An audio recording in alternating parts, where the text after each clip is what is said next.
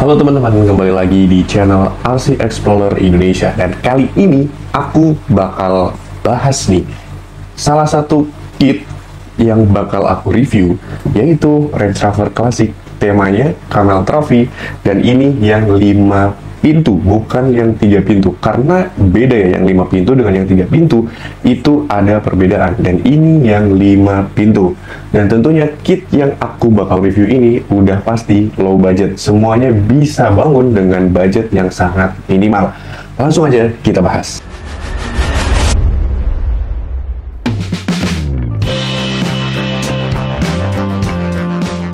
Langsung aja kita bahas dari eksteriornya dulu nih, yang nampak dari luarnya dulu. Yang paling jelas ya udah pasti si bodinya itu sendiri. Ini adalah bodi Range Rover Classic 5 pintu. Seriesnya ini ya dibikin ala-ala Camel Trophy. For information, RC-nya ini masih dibangun ya, belum selesai sempurna. Ya udah, aku kayak pengen bangunnya itu pelan-pelan aja. Yang pertama dari bodinya, ada Range Rover Classic 5 pintu, dan tentunya pintunya ini udah bisa dibuka ya, yang depan udah bisa dibuka, belakang juga udah bisa dibuka, kap mesinnya juga udah bisa dibuka. Ini yang 5 pintu, karena berbeda dengan yang 3 pintu. Kalau 5 pintu, dia mendapat spion di bagian sini, di dekat atau ya mobil pada umumnya lah, di pintu depannya. Tapi kalau yang 3 pintu, dia tuh di sininya tuh kayak masih ada kacanya gitu loh. Jadi dia dapat spionnya itu di bagian depan, di kap mesinnya. Kalau yang 5 pintu dapat spionnya itu di bagian pintu depannya. Dan semuanya ini bisa dibuka tutup. Untuk catnya ini ala-ala Camel Trophy. Aku pengen yang simple-simple aja, nggak terlalu banyak stiker. Karena ya pada dasarnya aku emang suka yang simple-simple kayak gitu. Simple tapi elegan, cuman ada stiker Camel Trophy di bagian samping pintu depan kanan kiri. Dan langsung aja ke aksesorisnya nih, yang nampak dari luar dulu. Ada roof rack. Kalau Camel itu identiknya roof racknya tuh kotak ya, cuman aku belum ada dana buat custom roof rack yang kotak seperti itu. Jadi aku pakai roof rack yang seadanya dulu. Ini yang dari metal, mungkin ini Cinaan ya, karena ini udah mainstream banget dipakai di RC Adventure gitu. Ini model roof rack kayak gini tuh banyak banget orang yang make. Ya ini udah metal ya, untuk sementara aja sebelum saya benerin, saya bangun bener-bener Camel ya kayak gini. Beberapa aksesoris cuman ditambahin lampu 4 biji di bagian depan, terus ada kayak semacam plat besi tulisan Camel Trophy juga, dan ada satu ban serep. Terus habis itu spionnya ini original dari sananya, ini nggak bisa dibuka tutup ya. Jadi kalau main, karena aku ini tipe orang yang sayang dengan RC, kayak eman-eman gitu ya, karena nggak terlalu banyak duit juga, nggak punya duit banyak, jadi kalau ada yang pecah, ada yang patah, lumayan sayang. Jadi kalau misalkan pas main, saya copot ini spionnya, terlalu foto-foto, saya pasang lagi. Lalu dari eksterior, cuman itu aja, nggak terlalu banyak saya rubah-rubah. Dan for information ya, buat teman-teman yang pengen bangun Range Rover, mungkin bangun sendiri ya, mencoba rakit sendiri, bukan langsung beneran kasih semua pengerjaannya ke bengkel atau ke mekanik. Banyak banget hal yang harus diperhatikan ketika kita ngerakit bodi Landy, entah ya Landy series atau Range Rover Classic gini, atau mungkin yang Discovery. Itu banyak banget perintilan-perintilan kecil yang kalau hilang atau patah itu bener-bener mengganggu. Kayak engsel-engsel pintu di kap depan, di pintu samping, atau di pintu belakang, itu bener-bener kecil, tipis banget. Kalau kalian sampai hilang atau ini tuh gampang patah ya. Kalau sampai kalian itu matahin part itu, dan kalian itu bukan bengkel yang nggak bisa custom sendiri, kalian bakal pusing buat nyari penggantinya. Kalian harus keliling-keliling mungkin cari customan bengkel biar bisa bikin ya spare part penggantinya. Ini beneran menguras pikiran banget kalau kalian lagi bangun hard body yang seri Landyan lah pokoknya. Itu tuh banyak banget detailnya, karena memang ya harganya yang pertama itu cukup mahal, karena detailnya bagus. Ya ada usaha yang harus kalian kasih lebih, karena detailnya bagus udah pasti ya partnya juga bakal banyak. Jadi ya kalian harus hati-hati banget kalau kalian lagi ngerakit body Landyan kayak gini. Terus lanjut lagi ke bagian depan nih. Bagian depan ini ada bumper.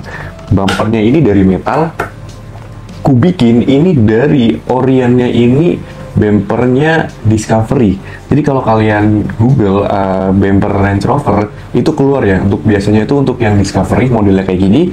Cuman aku lebarin lagi, aku custom di bengkelnya Bang Deddy. aku custom ini apa namanya, tiang dua ini yang di depan biar lebih lebar lagi, karena nantinya bakal dipasang Wins 8274 di depan. Kalau misalkan masih Orion, ini tuh nggak bisa dipasang 8274, harus ya akal-akal dikit lah, dikasih trik-trik dikit biar bisa kepasang, dan ini udah ku lebarin biar bisa kepasang Wins 8274 atau Wins yang lainnya. Sementara karena memang belum ada Winsnya, ya udah saya kosongin dulu. Emang ini diproyeksikannya bangunnya pelan-pelan, kalau misalkan nanti udah ada dana, udah ada budget, baru kita pasang dan nggak usah pusing-pusing kita custom lagi, karena emang udah disiapin dari awal.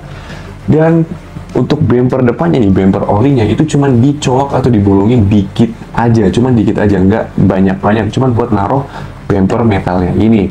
Dan sekarang aku tahu nih kenapa teman-teman yang main Range Rover klasik ini, dia tuh pasti ngepotong bagian bumper depannya sini. Itu karena, coba deh kalian lihat dulu, di bagian depan sini itu tuh banyak banget bekas nabrak batu atau nabrak obstacle yang lain. Ternyata bagian ini tuh gimana ya, yang namanya RC scale gitu tuh pasti ceper, bannya juga ban kecil, terus ya susah lah buat ngelewatin obstacle. Jadi tuh depannya tuh pasti nabrak duluan nih ke obstacle, entah batu, entah tanah biasa atau apapun itu, pasti tuh bumper aslinya itu tuh nabrak duluan karena memang terlalu ceper, terlalu pendek. Ya tapi memang aku belum tega buat motong ya, karena dananya masih terbatas ya, kayak masih sayang aja gitu loh. Jadi saya pertahanin dulu pelan-pelan, nanti kalau emang udah mau turun event dan lain sebagainya, ya udah tinggal copot aja. Tapi sementara saya pasang dulu, saya pertahanin dulu. Lagian main Landy pun itu juga udah pasti mainnya tuh kayak winching gitu lah, nggak mungkin dipaksa, dan nggak mungkin juga Landy-Landyan kayak gini, Range Rover kayak gini itu bisa main ekstrim karena dia ceper segala macam, dia pasti mainnya pakai winch. Jadi kalau misalkan kita mau ngelewatin obstacle yang susah, ya udahlah pakai winch aja, jangan terlalu dipaksa tabrak-tabrak sana sini, nggak bakal bisa. Langsung kita ke interiornya. Eksteriornya udah nih simple, elegan, kita langsung ke interiornya. Di interiornya ini yang bikin saya senang banget. Interiornya nih aku cuma ambil dashboard, setirnya, untuk kursi depannya di kanan kiri, terus kayak beberapa part di handrem, kemudian yang untuk koper gigi persnelennya. Dan sisanya itu saya custom sendiri di bengkelnya Bang Deddy di Pontianak. Kalau kalian suka, nanti kabarin aja, komen di video ini atau DM Instagramnya RC Explore Indonesia. Nanti saya kasih kontaknya Bang Deddy kalau kalian pengen bangun hal yang sama kayak saya nih. Soalnya yang ori ini tuh tipis. Yang pertama tuh, kalian udah ngeluarin duit banyak buat beli interior, tapi itu interior tipis. Tipisnya tuh tipis banget, cuman 1 mili itu pun ada nggak ya 1 mili? Itu tuh bener-bener tipis banget. Dan itu kalau kalian pasang itu tuh masih banyak dinding-dinding atau part-part lain yang kosong, jadi kayak nggak tertutupi oleh interior. Jadi kayak ya kurang aja menurutku pribadi. Mungkin menurut teman-teman itu udah cukup atau gimana, silakan, tapi menurutku itu tuh masih kurang, masih jelek. Jadi custom interiornya ini sekalian di Bang Deddy di RC Pontianak. Kalau kalian pengen tinggal komen aja, nanti saya kasih kontaknya Bang Deddy. Itu saya bikin cuman 2 seat, depan doang, kanan kiri. Tengahnya itu untuk naruh barang, di bagasi belakang itu juga bisa untuk naruh barang, tapi di bagian belakangnya ini udah aku kasih speaker. Speakernya juga yang murah-murah aja, aku nggak pakai yang juta-jutaan, nggak pakai yang 500-700 ribu, aku cuma pakai dari Canov, cukup murah, di bawah 300 ribu. Ini udah dual speaker, jadi suaranya udah kenceng, walaupun cuman ada satu suara ya, satu model suara. Dan menurutku itu udah cukup banget lah buat isi-isi suara aja. Ini udah waterproof juga dari sononya. Kalau misalkan pengen suaranya diganti-ganti, ya kalian juga harus mengeluarkan duit lebih banyak. Dan ini sesuai konsepnya, kita bangun pelan-pelan, dananya juga kita nabung pelan-pelan ya, kita nggak punya banyak uang, jadi ya low budget aja. Karena ya emang ini konsepnya dibikinnya pelan-pelan kayak gitu. Terus untuk lampunya nih, dan lampunya juga nih, kita masih pakai yang Orion dari modul lampu ya, biasa dipakai di RC Super 10 lah. Belum sempet buat ganti-ganti atau modif-modif, karena rencananya nanti semuanya ini bakal ku ganti yang warna warm. Biasanya kalau Camel atau mobil-mobil tua kayak gini kan lampunya itu warm gitulah, kuning atau putih di tengah-tengah itulah, bukan yang kuning banget, bukan yang putih juga, tapi yang warm gitu, hangat gitu ya. Ini nanti mau ku ganti semuanya lampunya, jadi sambil berjalan nanti bakal diperbaiki. Dan langsung aja kita bahas ke dalam kitnya, karena yang bikin murah ini itu ada di kitnya. Menurut saya pribadi nih, kalau ada salah silahkan dikoreksi ya. Menurut saya pribadi, kita tuh nggak terlalu butuh kit yang super sultan atau yang bener-bener high end atau semuanya hedon lah ya, kit hedon buat mainin lendi-lendian kayak gini. Karena apa? Sesultan-sultannya kit kalian, walaupun itu bisa dipakai se-ekstrim mungkin, main lendi-lendian gini itu udah pasti yang pertama ceper, habis itu gardanya narrow, habis itu bannya juga kecil. Kalian mau main ekstrim kayak gimana? Itu nggak bisa. Kalian tuh kalau main ginian itu pakainya winching gitu ya. Jadi pakai kit yang murah pun itu juga menurutku udah cukup banget. Jangan dipaksa banget buat kit yang high end, yang tinggi speknya. Janganlah, menurutku saranku kayak gitulah. Kecuali kalau memang kalian itu banyak uang ya, silahkan monggo. Tapi kalau kalian sama kayak aku nih, low budget gitu, uangnya itu ngumpulnya juga nabung, bukannya sekali gajian bisa bangun ini juga enggak. Aku nabung ini berbulan-bulan anjir. Ya pakai kit apa aja itu bisa. Aku ini pakai kit RGT. RGT-nya pun RGT yang udah 2 tahun aku pakai. Lebih, 2 tahun lebih aku pakai. Yaitu RGT TX86170 yang Challenger. Yang truk Challenger yang versi biasa ya, bukan yang Pro. Ini udah 2 tahun aku pakai, ya lumayan badak. Belum ada rusak sama sekali. Buka bodinya cukup gampang. Dari kap mesinnya dibuka. Terus ini saya kasih karet, semacam karet buat ngikat. Karena biar bisa dibuka dan dilepas. Pasang itu dengan cepet ya, jadi aku pakaiin karet, nggak pakai baut-baut pengunci dan lain sebagainya. Untuk kitnya bisa dilihat nih, aku pakai kit RGT X86170. Itu emang udah kit lamaku ya, aku nggak maksa beli kit baru, aku pakai kit ya kit lama. Sebenarnya kit itu bisa dibikin ekstrim, tapi karena kita main ginian terpaksa harus dibikin ceper. Kita bahas kitnya dari semuanya dulu nih. Semuanya ini hampir masih ori ya, dari sasis itu masih ori, shock tower itu juga masih Orion RGT, gearbox semuanya masih Orion RGT, couple, link root dan semuanya masih Orion RGT.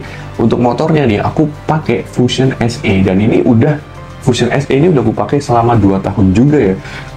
Pelannya dapet, smoothnya dapet, tenaga buat nanjaknya pun juga dapet, tapi untuk kenceng nggak bisa ya, karena ini yang Fusion SE nggak bisa kenceng-kenceng juga. Ini udah 2 tahun aku pakai, enak, nggak ada masalah. Tapi kalau mungkin kalian lebih banyak budgetnya nih, kalian bisa pakai Fusion Pro, atau mungkin bisa pakai yang combo-combo yang high end lah, yang 3 juta, 4 jutaan itu bakal lebih enak. Tapi menurutku Fusion SE ini juga udah cukup banget, udah rekomen lah kalau dipakai buat main-main santai. Terus untuk servonya aku udah pakai di S-Coreless yang 35 kilo, dan menurutku ini udah oke banget lah kalau untuk kelasnya adventure ya. Kalau untuk balap ya jelas kurang, tapi untuk adventure lucu-lucuan ya itu udah cukup banget lah menurutku. Untuk remote-nya aku pakai RC4GS Radiolink, dan menurutku ini juga udah cukup, karena sesuai dengan yang tadi gue bilang, ini kitnya ini ya low budget, nggak terlalu banyak neko-neko, cuman ya udah channel 1 ya cuman buat servo, channel 2 buat motor, channel 3 buat perlampuan, ya mungkin nanti channel 4 buat winch, sementara winchnya kan belum kupasang. Itu doang, itu udah cukup banget. Yang aku ganti dari sini cuman di shocknya. Yang pertama dari shocknya ini aku pakai 90 mili, karena dia ngejar fitment dari roda dan ke bodinya, biar pas fitmentnya, entah itu ngejar cepernya atau ngejar ya enak dilihatnya ya antara roda dan juga bodi. Aku pakai yang 90 mili ya, tanpa brand ya, yang warna biru kayak gini kayak biasa lah. Itu udah menurutku udah cukup banget.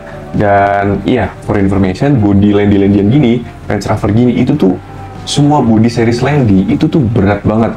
Entah yang Discovery, entah yang Range Rover, atau entah yang Landy series yang punya Boom Racing, itu tuh bener-bener berat banget. Jadi kalau kalian pakai shock yang bener-bener apa ya bahasanya, terlalu lunak, terlalu empuk, itu tuh bakal turun banget bodinya ke bawah, ngepres, bahkan shocknya sampai mentok. Jadi ya emang harus diakalin, tinggal kalian datang ke bengkel kalian atau ke mekanik kalian masing-masing ya, tinggal diakalin biar fitmentnya juga pas, terus pas jalan juga enak, travelnya juga ada, terus mainan shocknya juga bisa dapet. Itu kalian harus bener-bener perhatiin di shocknya. Setelah itu yang aku ganti cuman di bagian gardan. Sebenarnya gardan ini harus pakai yang narrow ya, karena kalau kita masih pakai gardan Orion yang RGT itu tuh banyak keluar. itu tuh kayak jelek banget menurutku, kayak nggak ada scale-scale-nya ya. Bangun ini tuh harapannya pengen main scale, enak dilihat, enak dipandang, enak juga dimain. Kalau misalkan bannya tuh keluar terlalu jauh, itu tuh jelek banget dilihat ya. Jadi emang harus pakai garden yang narrow. Sedangkan kita bilang itu low budget ya. Kalau kita pakai garden narrow yang paling murah, itu kan Yota-Yotaan, Yota Cina-Cinaan. Itu aja udah 1,5 juta. Apalagi kalau kita mau beli yang punyanya Boom Racing, itu kan 3 juta ke atas. Ya itu terlalu mahal buatku, dan ya nantinya bakal aku beli juga sih, tapi kapan-kapan kalau udah ada uangnya. Tapi ada kabar baiknya nih, Injora juga ngeluarin ya mirip-mirip Yota gitu. Untuk garden scale itu mirip Yota, ya harganya lebih terjangkau lah. Dan ya kapan-kapan kalau ada rezeki, saya bakal review dan bakal pasang di sini, cocok apa enggak. Tapi untuk sementara, untuk trailing ringan-ringan, untuk tes jalan aja, aku pakai gardennya MN128 yang Orient, yang plastik. Itu udah ya narrow, fitmentnya cocok. Tapi karena ini plastik dan ini punyanya MN128, harganya tuh cuma 250.000 yang plastik. Itu tuh bener-bener, sorry to say, itu tuh nggak kuat. Bodinya udah seberat itu, ditambah bannya itu kecil, ceper juga, ya gardennya harus bekerja keras. Jadi apalagi tambah-tambah bahannya masih full plastik. Nah itu wah susah banget lah pokoknya. Saranku kalau kalian masih pakai garden plastik ya jangan dipaksa-paksa banget lah, takutnya jebol terus kalian nanti jadi males upgrade atau beli part baru terus akhirnya pensiun main RC. Ya mending kalau garden kalian atau part-part kalian itu masih plastik gitu-gituan, jangan terlalu dipaksa lah. Sadar diri aja menurutku ya, daripada dipaksa jebol rusak, pusing sendiri juga kan. Nah langsung dari setelah garden kita ke roda-rodanya dan juga velgnya.